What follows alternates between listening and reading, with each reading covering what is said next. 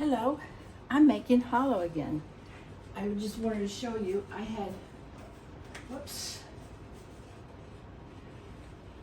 my hoe, after I let it rise the first time, I came up with a big one. I divided in half. This is half of this. From this. This is half and that's half. Then I divided this into 3 pieces. And what I'm doing now is I'm going to make the ropes. I showed you how to make the hollow all the way through, except I didn't do this part with you. So I'm making the ropes. This is a greased surface right here. And I'm making the ropes just a little bit longer than the length of this. So I need all 3 of these to be in the shape of a rope. I kind of let my dough get a little bit drier than it should have because the surface, here's a hint. If you use your oven, and before you turn on, don't turn on your oven. But if you just use your oven to let your dough rise inside of, and you just have the oven light on, the oven light actually heats up the inside of the oven. That was a piece of dust. I didn't want it to get into that really was a shocker to me when I found that out. And it really was.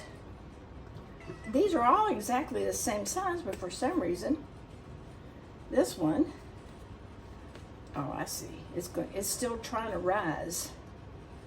Okay, that's about the same. What I'm going to do is I'm going to braid these. Yeah, the oven was warmer than I really wanted it to be, and I didn't realize it because I just left that light on because I found in a tutorial that I'm going to show you something else. If you stick to the end, I'm going to show you my sourdough starter.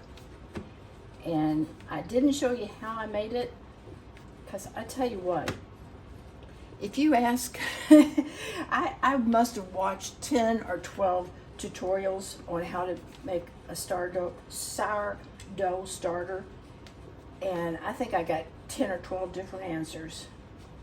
So I just kind of made it up myself. I kind of blended all of them together. Now let's see if I have these long enough. I'm going to put this one in the center. I wish. Okay, now this is the tricky part. I'm going to show you how we do this. If I can remember, I don't know why this one is so much longer than these.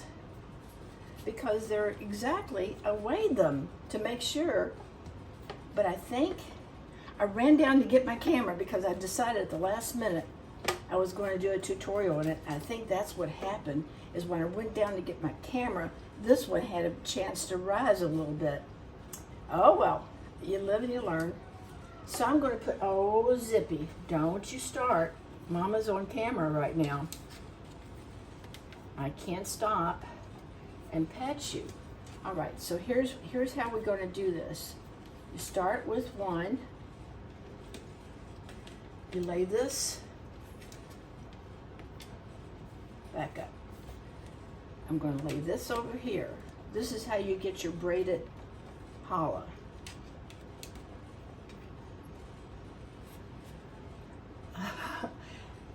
Okay, so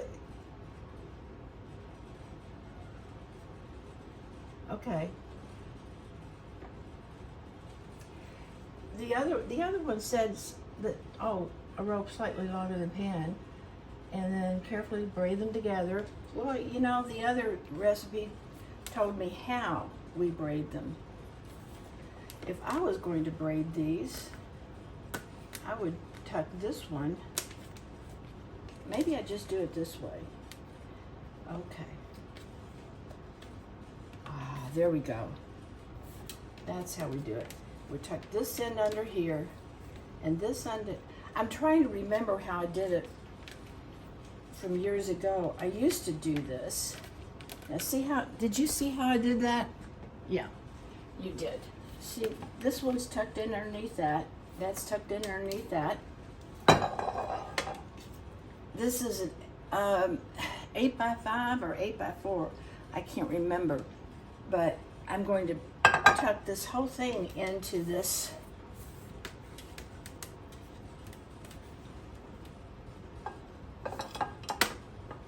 I made it a little bit too long, didn't I? Okay, we're going to do this again. That one's too long. It's okay. It's going to be bread. Let me show you again how I did that. I'm going to put a little bit more oil on here. Not too much. Just a little bit. Okay, we're going to do this one more time. We start out with this. We poke it down. I just didn't measure that. I just didn't do that right. It's okay. We're going to do this one.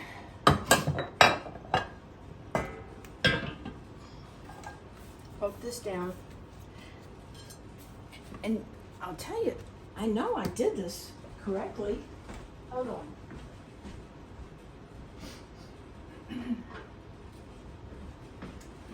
Because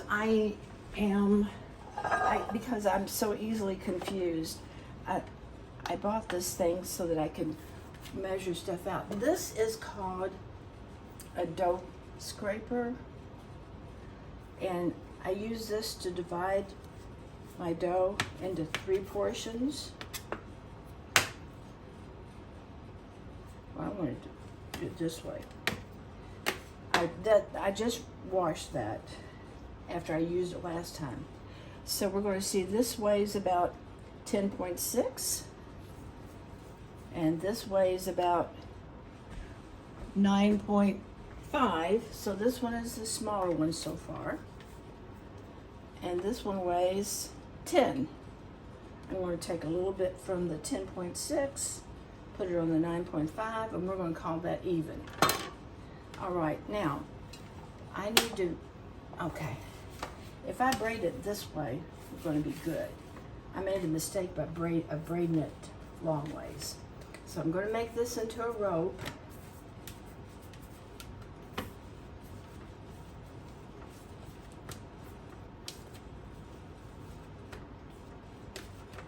I made that one too big. It's already starting to rise again. After you do this, you let it rise another 30 minutes. And also, the first time I did a hollow, I didn't have the right amount of yeast. I tell you, if there's a mistake to be made, the first time I do something, I'll make it. And that, you know, and it's okay to make mistakes.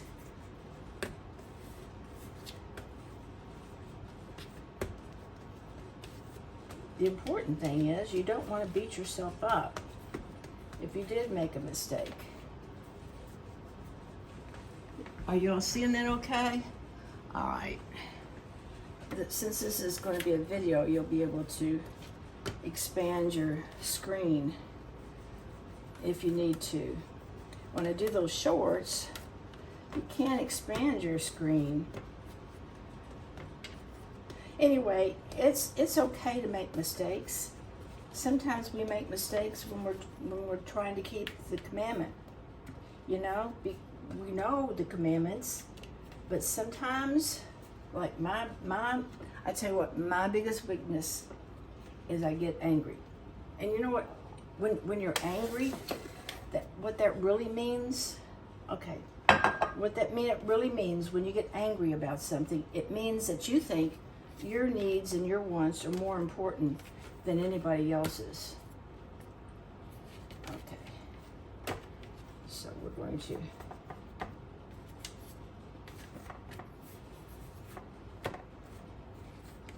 so if you get upset or angry about something, you just have to take a moment and think to yourself, what's really important here? Am I okay? Am I hurt? Have I lost? Whatever is Yahushua love this person, if it's somebody that's hurt you or done something, you have to think about, does Yahushua love that person? Yes, Yahushua loves that person. And so, and what you want to do is you want to salvage your brother. You don't want to make this person bitter by your reaction to them, because you could actually cause somebody else to trip up. Now this one, I didn't quite make it long enough, I don't think. Okay, here we go. Now it's not perfect, it's not picture perfect, but I'm trying to work fast. I'm just going to transfer this over here, plop it down in there. Now we're going to let this rise, and I turned the light off in the oven, but I think I'm just going to let it rise right here. It's a hot day, and I don't have the air conditioner on that hot, so I'm going to just cover that up and let it sit there and rise for about 30 to 40 minutes. And now it's until it doubles in bulk. And while they're rising, I'm going to turn the oven on to 350. And once the dough has risen, gently brush with egg wash and sprinkle with sesame seeds. I'm not going to put the sesame seeds on it. And I ran out of eggs, so I don't even have an egg wash. An egg wash is simply, usually you use the white of an egg. So you just take the white of an egg, you stir it, whisk it around really well, and then you take preferably a silicone brush, and you just dip it in and you brush it. But this one's not going to get that. And it's not going to get the sesame seeds either. Oh yes, I do have sesame seeds. I'll put the sesame seeds on it. And then you bake it in the oven for 20-35 minutes until golden brown. So we're going to have fresh made challah for Sabbath tonight. Hallelujah. Hallelujah. Be the bride. Do something to show Yahushua that the Sabbath is really special to you. You don't have to make challah, but you can do something. Set the day apart. When you see the day coming, maybe you can have a tradition that you make of your own and say, we're going to do this every Sabbath. Don't make it a religion, just make it a tradition. Hallelujah. I love you. Shalom.